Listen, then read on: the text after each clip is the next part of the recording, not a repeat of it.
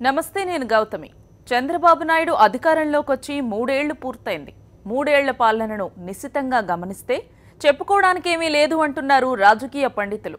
ఎన్నికల్లో ఇచ్చిన హామీల్లో ఒక్కటంటే ఒక్కటి కూడా పూర్తిగా అమలు చేయలేదు. మరోవైపు అవినీతి అక్రమాలతో తెలుగుదేశం నేతలు కోట్లకు పడగలెత్తుతున్నారు. విశాఖ భూకుంభకోణం చూసి దేశవ్యాప్తంగా అన్ని రాష్ట్రాలు ముక్కున వేలేసుకుంటున్నాయి. అందరూ అసూయపడే రాజధాని నిర్మిస్తామని చంద్రబాబు అన్నారు. అది కార్యరూపం దాల్చలేదు. కానీ అందరూ ఆశ్చర్యపోయే రీతిలో అవినీతిని మాత్రం పెంచి పోషిస్తున్నారని విమర్శలు వినిపిస్తున్నాయి. 3 ఏళ్ల ముచ్చటపైనే ఇవాల్టి మ్యాగజైన్ స్టోరీ.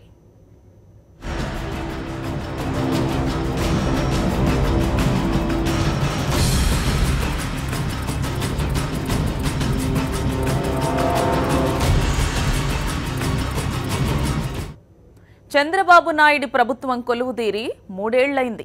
3 నాళ్ల ముచ్చటల 3 ఏళ్ల పాలనలో ప్రజల బాగోగులను ఏమాత్రం పట్టించుకోలేదు అన్న విమర్శలు వెల్లువెత్తుతున్నాయి. ఎన్నికల హామీలను నెరవేర్చలేదు, ఇస్తామన్నవి ఇవ్వలేదు, తెస్తామన్నవి తేనేలేదు. ప్రపంచం అసూయపడేలా కడతానన్న రాజధానిని కట్టనూ లేదు. మాటల కోటలు మాత్రం చాలానే కట్టారు.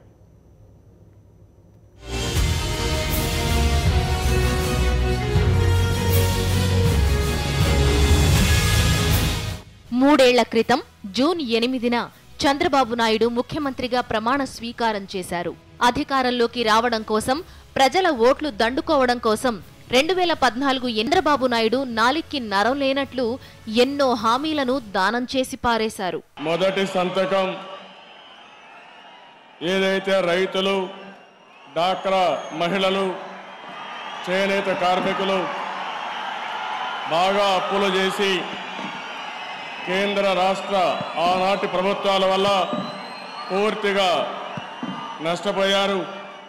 అలాంటి వారిని ఆదుకోవడానికి ఒక కమిటీ వేసి విధి విధానాలు నిర్ణయించి 15 రోజుల లోపల ఒక రిపోర్ట్ ఇచ్చి, ప్రిలిమినరీ రిపోర్ట్ ఇచ్చి మళ్ళీ ఖరీఫ్ రుణాలు ఇప్పించే విధంగా 45 రోజుల్లో ఫైనల్గా రిపోర్ట్ తెప్పించి రైతులకు, అదే మరిగా డాక్రా సంఘాలకు, చేనేత కార్మికులకు న్యాయం చేయడానికి మొదటి సంతకం, నేను చెప్పిన సంతకం, మొదటి సంతకం పెడుతున్నాను. ప్రతి ఇంటికి ఓ ఉద్యోగం ఇస్తామన్నారు. ఉద్యోగం ఇచ్చే వరకు నిరుద్యోగులకు నెల 2,000 రూపాయల నిరుద్యోగ భృతి ఇస్తామన్నారు. అధికారంలోకి వచ్చాక ఇంతవరకు కొత్త ఉద్యోగాలు కల్పించలేదు. నిరుద్యోగ భృతి ఏమైందని విపక్షాలు నిలదీస్తే నిరుద్యోగ భృతి చెల్లించడానికి ఏం చెయ్యాలా అన్న అంశంపైనే కసరత్తులు చేస్తున్నట్లు నటిస్తున్నారు. బాబు రావాలి, జాబు రావాలని, అది వాస్తవం. నిరుద్యోగ యువతకు ఉద్యోగాలు కల్పించలేకపోయిన చంద్రబాబు నాయుడు యువకుడైన తన తనయుడు లోకేష్ కు మాత్రం మంత్రి ఉద్యోగం కల్పించారని వైఎస్ఆర్ కాంగ్రెస్ పార్టీ ఆరోపిస్తోంది. ప్రతి ఇంటింటికి కూడా బాబు వస్తే జాబ్ వస్తుంది అని ప్రతి ఇంటికి ఒక ఉద్యోగం కల్పిస్తానన్నారు. మరి ఎవ్వరికీ ఉద్యోగం కల్పించలేదు. కానీ ఆయన కుటుంబంలో ఆయన కొడుకు మాత్రం ఉద్యోగం కల్పించుకున్నారు అన్నటువంటిది గురువురు గారు స్పష్టంగా చెప్పారు. రైతుల రుణాలన్నింటినీ బేషరతుగా మాఫీ చేస్తామన్నారు. డ్వాక్రా రుణాలను మాఫీ చేస్తామని భరోసా ఇచ్చారు.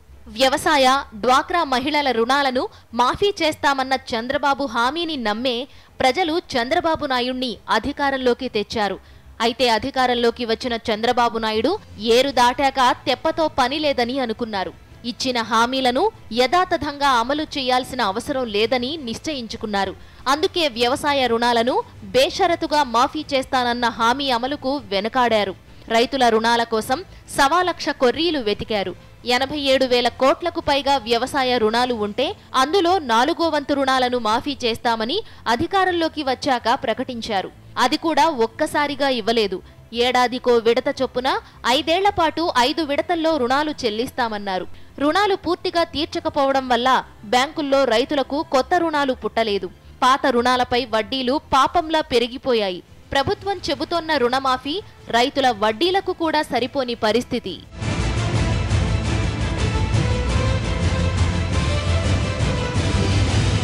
డ్వాక్రా మహిళలది మరీ దుర్భరమైన పరిస్థితి. 3 సంవత్సరాల తెలుగుదేశం పాలనలో మీకు న్యాయం జరిగిందా లేదా? ఎన్నికల్లో ఇచ్చిన మరో కీలక హామీ కాపులను బీసీల్లో చేర్చి రిజర్వేషన్లు కల్పించడం. నేను కాపులకు కూడా ఒక హామీ ఇచ్చాను. వెనుకబడిన వర్గాలకు ఎక్కడా అన్యాయం జరగకుండా కాపులకు కూడా న్యాయం చేసే బాధ్యత, వాళ్ళకు కూడా కాపులకు రిజర్వేషన్ ఉంటాయి కానీ ఎక్కడా వెనుకబడిన వర్గాల రిజర్వేషన్లు టచ్ చేయం. దానికంటే ఎక్కువగా న్యాయ ప్రకారం వాళ్ళకు కూడా రిజర్వేషన్ ఇచ్చే కార్యక్రమాన్ని తీసుకుంటాం. ఆ హామీని తుంగలో తొక్కేశారు. దాంతో కాపులకు మండుకొచ్చి ఉద్యమానికి సిద్ధమయ్యారు. సీనియర్ కాపు నాయకుడు ముద్రగడ పద్మనాభం నాయకత్వంలో కాపులు ఆందోళనలు చేశారు. ముద్రగడ నిరసన దీక్షకు దిగారు. అయితే ముద్రగడ దీక్షకు అడుగడుగునా ఆటంకాలు సృష్టిస్తోన్న ప్రభుత్వం కాపులను బీసీల్లో చేర్చే అంశంపై కార్యాచరణ ప్రణాళిక రూపొందించేందుకు ఓ కమిటీ వేశామని ఊరడిస్తోంది. ఆ కమిటీ నివేదిక రాగానే కాపులను బీసీల్లో చేరుస్తామని గత ఏడాది చెప్పిన చంద్రబాబు నాయుడు ఈ మధ్యనే ఆ మాట కూడా మార్చేశారు. నివేదిక వచ్చాక ఏం చెయ్యాలో ఆలోచిద్దామన్నారు. వెనుకబడిన వర్గాలకు ఇబ్బంది లేకుండా మళ్ళా ఒక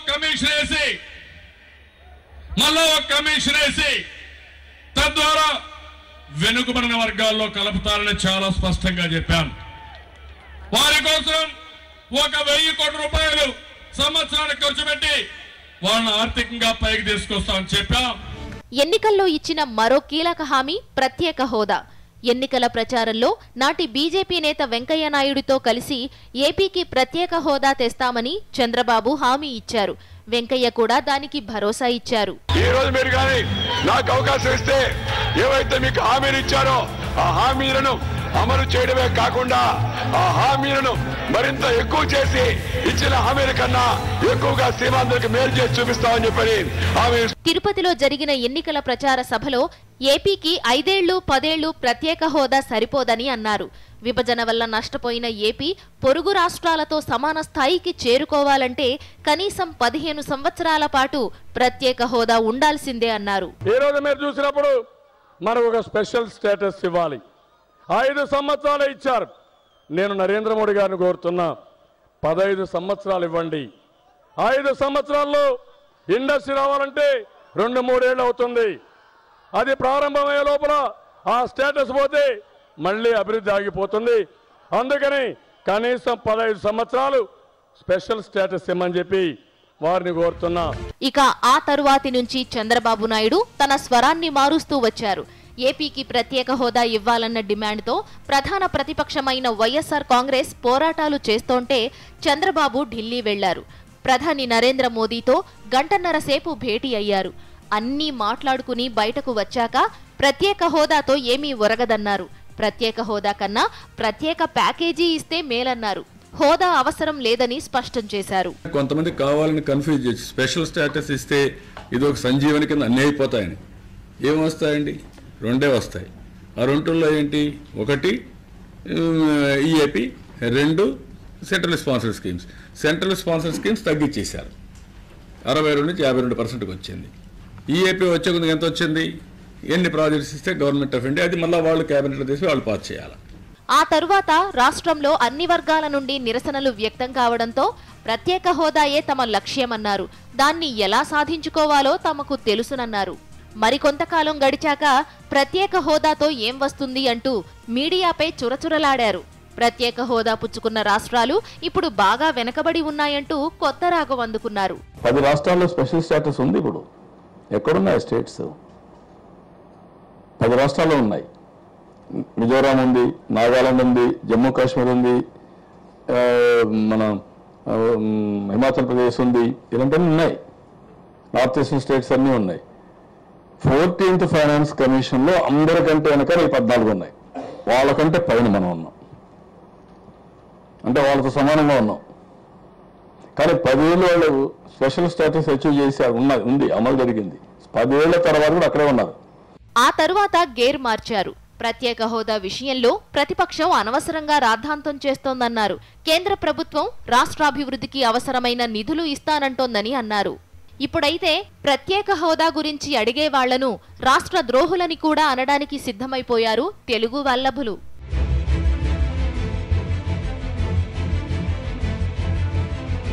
ప్రత్యేక హోదా విషయంలో చంద్రబాబు నాయుడి యూటర్న్ 5 కోట్ల మంది ఆంధ్రులను మోసం చేయడమేనని మేధావులు అంటున్నారు. కాంగ్రెస్ వాళ్ళు 5 సంవత్సరాలే మీకు ప్రామిస్ చేశారు మన్మోహన్ సింగ్ గారు, మేము మీకు 10 సంవత్సరాలు ఇస్తామని తిరుపతిలో వెంకటేశ్వర స్వామి సాక్షిగా మోడీ గారు చెప్పడం, ఆ ప్రక్కనే చంద్రబాబు నాయుడు గారు ఉన్నారు. ఇది వాస్తవం, ఇది ప్రజలందరికీ తెలుసు. కానీ 1 year లోపే మేము ఇది ఇవ్వము, ఈ స్వయం ప్రతిపత్తి అనేది మేము ఇవ్వము, కాబట్టి ఇవ్వటం కుదరదు అని మోడీ గారు చెప్పడం అనేది చాలా దారుణం. దానికి చంద్రబాబు నాయుడు గారు కూడా ఎందుకు ఎవరు అని ఫైట్ చేయటం పోయి అసలు మనకు స్వతంత్ర పద్ధతి వద్దు, దానివల్ల ఏం ఉపయోగం లేదు, మనం ప్రత్యేకమైన ప్యాకేజ్ తీసుకుందామని ఆయన చెప్పడం అనేది ప్రజలను మోసం చేసేట్లు అవుతుంది. ఆంధ్ర రాష్ట్ర ప్రజలు చాలా బాధపడుతున్నారు.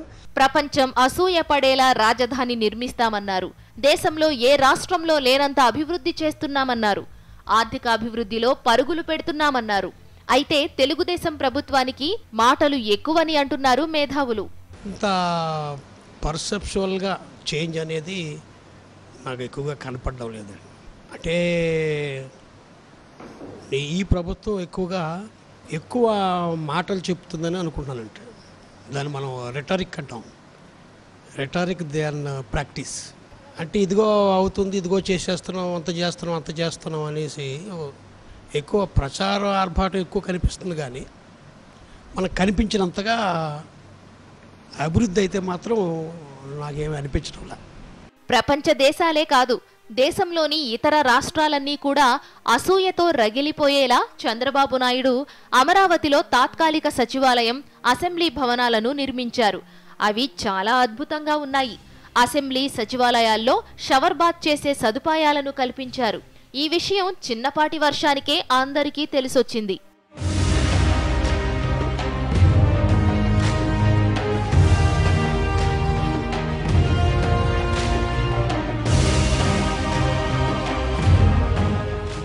ఏపీకి ప్రత్యేక హోదా అక్కర్లేదని చంద్రబాబు అన్నాక కేంద్రం ఏపీకి అక్షరాల 1,75,000 కోట్లు ఇచ్చామని చెప్పింది. మరి ఆ డబ్బును ఏం చేశారో చంద్రబాబే చెప్పాలంటున్నారు మేధావులు. అలాగే కేంద్ర ప్రభుత్వం మాత్రం 1,75,000 కోట్లు మేము ఇచ్చాం ఆంధ్ర రాష్ట్రానికి అని జైట్లీ గారు స్వయంగా ప్రకటించారు పార్లమెంట్లో. మరి 1,75,000 కోట్లు తీసుకొచ్చి ఏం చేసినట్టు? పోలవరం కట్టినట్ట, లేకపోతే అమరావతిలో రాజధాని కట్టినట్ట? అమరావతి రాజధానిలో కట్టిన కట్టడాలేమో చిన్న వానకే వరదలో మునిగిపోయి, ప్రతిపక్ష నాయకుడు రూమ్ తడిచిపోయి, సీఎం గారు ఛాంబర్ తడిచిపోయి, ఫైల్స్ అని తడిచిపోతే మీరు ఇన్ని కోట్లు ఖర్చు ఎలాంటి కట్టడం కట్టారు? ఇప్పుడే మీరు ఇలాంటి కట్టడాలు నిర్మిస్తే రేపు మీరు కొన్ని వేల కోట్లు, 50,000, 1,00,000 కోట్లు, 2,00,000 కోట్లతో మీరు ఎవరికో సింగపూర్ వాళ్ళకి ఇచ్చి కట్టుతూ ఉన్నారు. అప్పుడు కూడా ఇలాంటి కట్టడాలే కడతారా? అసలు ఈ డబ్బంతా ఏం చేశారు? ఆ రాజధాని కట్టలేదు, ఈ పోలవరం అవ్వలేదు, మరి ఆయన ఇచ్చిన 1,75,000 కోట్లు ఏమైపోయినాయి అనేది చంద్రబాబు నాయుడు గారు మాత్రమే సమాధానం చెప్పాలి. 3 ఏళ్ల పాలనలో చంద్రబాబు నాయుడు కొత్త పథకాలేవి అమలు చేయలేదు, పాత హామీలను నెరవేర్చనూ లేదు. రైతు రుణమాఫీ, డ్వాక్రా మహిళలకు రుణమాఫీ, మహిళా రక్షణ, ఎన్టీఆర్ సుజల పథకం, ఇంటికో ఉద్యోగం, ప్రతి కుటుంబానికి సొంతిల్లు, రైతులకు ఉచిత విద్యుత్తు, కేజీ నుండి పీజీ వరకు ఉచిత విద్య. మనం దేవుళ్ళండి సంతకం పెడితే అయిపోవడానికి. స్పెషల్ స్టేటస్ ఇస్తే ఇది ఒక సంజీవని కింద అన్నీ అయిపోతాయని. రాజధాని నిర్మాణాన్ని నత్తలు అసూయపడే వేగంతో నడిపిస్తున్నారు. బాబు పాలనపై విపక్షాలే కాదు, తెలుగుదేశం పార్టీలోని సీనియర్లే పెదవి విరుస్తున్నారంటే పాలన ఎంత భేషుగ్గా ఉందో అర్థం చేసుకోవచ్చు.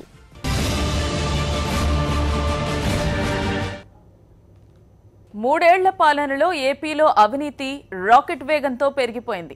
అక్రమాలకు అడ్డు అదుపు లేదు. భూ కబ్జాలు, ఇసుక మాఫియా, రాజకీయ హత్యలతో 3 ఏళ్ల చంద్రబాబు పాలన నెత్తురోడుతోందని విపక్షాలు ఆరోపిస్తున్నాయి.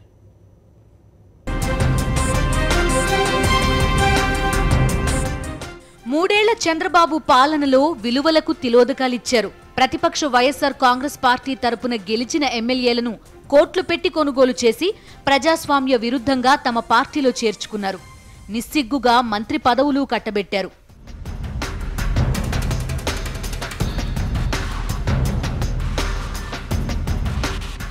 ఇలాంటి నీచాతి నేరంలో దొరికిపోయిన ఓటుకు కోట్లు కేసు 2 ఏళ్ల పండగను టీడీపీ నేతలు ఈ మధ్య చేసుకున్నారు. ఆ కేసులో Chandrababu Naidu, Telangana TDP MLA Revanth Reddy red హ్యాండెడ్గా దొరికిపోయినా వారిపై ఇంతవరకు చర్యలు లేకపోవడంతో టీడీపీ నేతలు లోలోన పండగే చేసుకుంటున్నారని మేధావులు సెటైర్లు వేస్తున్నారు.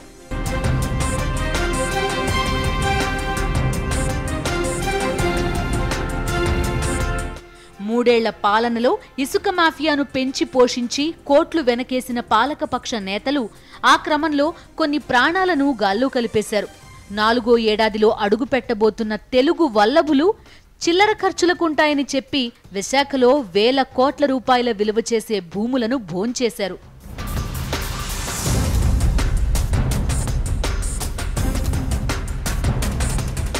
హుద్హుద్ తుపానును జయించామని అప్పట్లో చంద్రబాబు నాయుడు కోరస్లో చెప్పేవారు. ఇప్పుడు హుద్హుద్ తుపాను కారణంగా విశాఖ జిల్లా భూముల రికార్డులన్నీ మాయమైపోయాయని సునామీ లాంటి వార్త చెబుతున్నారు. పాలక పక్షానికి చెందిన మంత్రులు, ఎమ్మెల్యేల కబ్జాలో విశాఖ జిల్లా అతలాకుతలమైపోతోంది.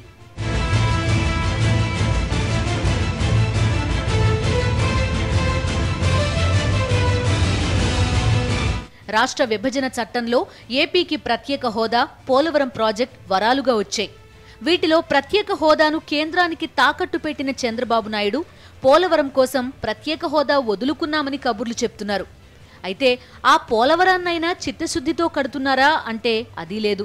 అధికారంలోకి వచ్చిన వెంటనే పోలవరాన్ని పక్కన పెట్టి అర్థం పర్థం లేని పట్టిసీమను భుజాలకెత్తుకున్నారు. 100 కోట్ల అవినీతి కోసమే పట్టిసీమ కట్టారని విపక్షాలు విమర్శిస్తే విపక్షాలకు ప్రాజెక్టులు కట్టడం ఇష్టం లేదన్నారు. ఆ తర్వాత అసెంబ్లీ సాక్షిగా ప్రభుత్వ సంస్థ అయిన controller and auditor general CAG పట్టిసీమలో ఏపీ ప్రభుత్వ చేతివాటుతనాన్ని మొహమాటాలు లేకుండా ఏకిపారేసింది. బహుశా కాగ్కి కూడా ప్రాజెక్టులు కట్టడం ఇష్టం లేదేమోనని మేధావులు వ్యంగ్యాస్త్రాలు సంధించారు. పోలవరం అనేది కేంద్ర ప్రభుత్వం స్వయంగా ఆ కన్సర్న్ మంత్రి గారు పార్లమెంట్లో డిక్లేర్ చేశారు. మేము పోలవరాన్ని అతి త్వరలో కట్టిస్తాము మేము ఆంధ్ర రాష్ట్రానికి కానుక కానీ చంద్రబాబు నాయుడు గారు పోలవరం మేమే కట్టుకుంటాం, డబ్బులు మాకే ఉండి అనటంలో ఔన్నత్యం ఏంటో మరి ఆయనే చెప్పాలి. ఎందుకంటే సెంట్రల్ గవర్నమెంట్ అయితే త్వరగా కడుతుంది, ఎంత వ్యయమైనా కడుతుంది, ఏదైనా చేస్తుంది. ఇప్పుడు పోలవరం డబ్బులు మీరు తెచ్చుకొని దాన్ని ఇంకా ఎక్కడుందో వేసిన గొంగలు అక్కడే ఉన్నట్టుగా ఎప్పుడు కొడతారంటే ఇదిగో ఎవరైనా ప్రతిపక్షం విమర్శించినప్పుడు 4 ఫోటోలు వేసి అదే అయిపోయింది ఇదే అయిపోయింది చెప్పడం కాకుండా పోలవరం కట్టడంలో చంద్రబాబు నాయుడు గారు ఫెయిలియర్ అని మాత్రం చెప్పక తప్పదు. పోలవరం ప్రాజెక్టును కేంద్రం జాతీయ ప్రాజెక్టుగా ప్రకటించింది. అంటే దాని నిర్మాణం బాధ్యత పూర్తిగా కేంద్రమే తీసుకుంటుందన్నమాట. అయితే చంద్రబాబు నాయుడు మాత్రం పోలవరాన్ని తామే కట్టుకుంటామని చెప్పి ప్రతిపాదించారు. ముడుపులు చేతులు మార్చుకోవడానికే పోలవరం పనులను చంద్రబాబు తమ చేతుల్లోకి తీసుకున్నారన్న విమర్శలు వెల్లువెత్తాయి. ప్రజలందరూ భావించేది ఏమంటే ఓటుకు నోటు కేసులో ఇరుక్కుని ఉన్నాడు కాబట్టి చంద్రబాబు నాయుడు కేంద్ర ప్రభుత్వం మీద ఇటు పోలవరం ప్రాజెక్టుకి సంబంధించిన విషయం కానీ లేదా హోదా విషయం కానీ వీటన్నిటి మీద ఒత్తిడి చేయట్లేదు. వాళ్ళు ఏది ఇస్తే అది జీ హుజూర్ అని చెప్పేసి తెచ్చుకోవడానికి దాన్ని ఇక్కడికి వచ్చి మాత్రం పత్రికల్లో పెద్ద పెద్ద ప్రకటనలు ఇవ్వడం ద్వారా తనేదో సాధించారని చెప్పుకోవడానికి ప్రయత్నం చేస్తున్నాడని ప్రజలంతా భావిస్తూ ఉన్నారు. దాని నుంచి బయటపడాలంటే రాబోయే 2 సంవత్సరాల కాలంలో ఎన్ని నిధులు తేగలుగుతారో అన్ని నిధులు తెచ్చి పోలవరం ప్రాజెక్టుని పూర్తి చేయగలిగితేనే ఈ 13 జిల్లాల్లో ఉన్న రైతాంగం చంద్రబాబు నాయుడిని విశ్వసించడానికి అవకాశం ఉంది. లేకపోతే మళ్ళీ అతన్ని తిరస్కరించడానికి రైతాంగం అంతా సిద్ధపడతారని చెప్పేసి కమ్యూనిస్ట్ పార్టీగా ప్రత్యేకంగా విజ్ఞప్తి చేస్తాం. 3 ఏళ్ల పాలనలో అడుగడుగునా అవినీతి విలయతాండవం చేస్తోందని ప్రజలు ఆరోపిస్తున్నారు. టీడీపీ ప్రభుత్వం అధికారంలోకి వచ్చి 3 సంవత్సరాలైనా కూడా ఎక్కడ చూసినా అవినీతి దౌర్జన్యాలు బాగా పెరిగిపోయాయి. మరి చూస్తే ఇసుకలో కానీ అటు పోలవరం నిర్మాణంలో కానీ ఎటువంటి అన్ని అవినీతి ఆరోపణలే ఎదుర్కొంటున్నారు. అలాగే చాలా అవినీతి పెరిగిపోయింది. ఏదైనా ఎదురు తిరిగి ఎవరైనా మాట్లాడేది ఫలానా అని చెప్పి అడిగితే వాళ్ళపైన దౌర్జన్యాలు రౌడీజీవనం చేయటం జరుగుతుంది. అలాగే ఇప్పుడు ఇంకా ఎక్కువగా ఎదురు తిరిగి ఫలానా అని చెప్పి మనం అడిగితే వాళ్ళని చంపేయడానికి కూడా ఈ ప్రభుత్వం వెనకాడట్లేదు. అలా ప్రభుత్వం ఇది ప్రజాస్వామ్యమా లేదా అనేది అర్థం కావట్లేదు. ఎన్నికల్లో ఇచ్చిన హామీలు నెరవేర్చలేదు. ఇది ఇస్తాం అది ఇస్తాం అని ఏమీ ఇవ్వలేదు. అధికారంలోకి వచ్చాక రాజధాని నిర్మాణ సమయంలో ఇచ్చిన మాటలకు కట్టుబడి ఉండలేదు. అసలు చంద్రబాబు నాయుడికి మాట మీద నిలబడే అలవాటే లేనట్టుందని మేధావులు అంటున్నారు. భూ సమీకరణ మొదలుపెట్టినప్పుడు 29 గ్రామాలకు అనేక హామీలు ఇచ్చున్నారు.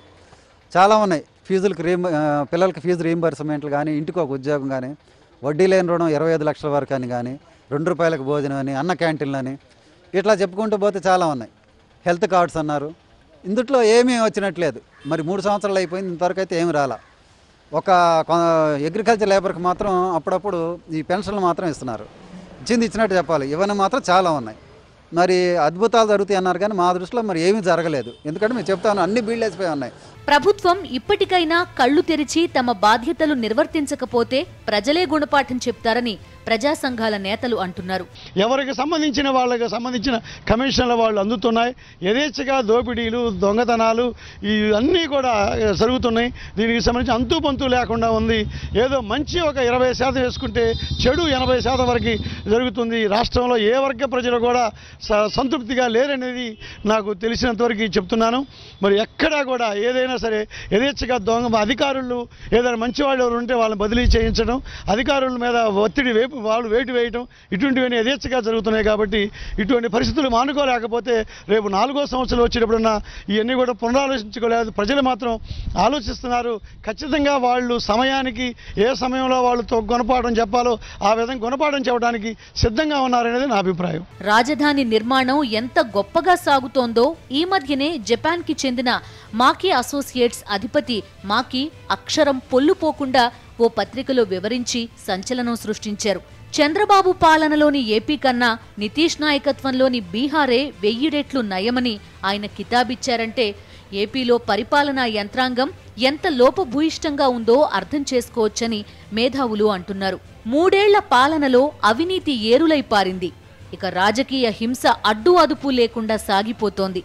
ప్రతిపక్షానికి చెందిన నేతలను పాలకపక్ష నేతలు అత్యంత దారుణంగా చంపేస్తున్నారని విమర్శలు ఉన్నాయి.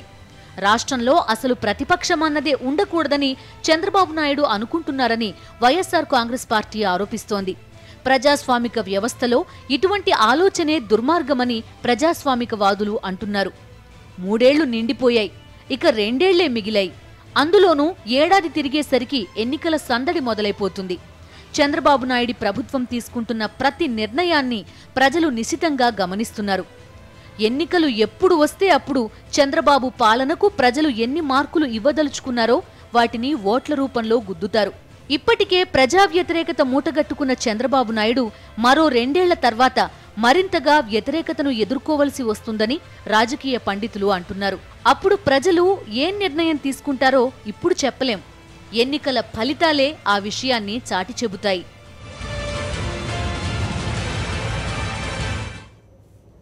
మూడేళ్లు అయిపోయింది, మిగిలింది 2 ఏళ్లే. ఎన్నికల ఏడాదికి ఎంతో కాలం లేదిక. ఇప్పటిదాకా బాబు పాలన పట్ల ప్రజలు అసంతృప్తిగానే ఉన్నారు. మిగతా 2 ఏళ్లలో అయినా ప్రజా సంక్షేమానికి ప్రాధాన్యత ఇస్తారని ప్రజలు ఆశగా ఉన్నారు. ఇది ఇవాల్టి magazine story. Stay with us.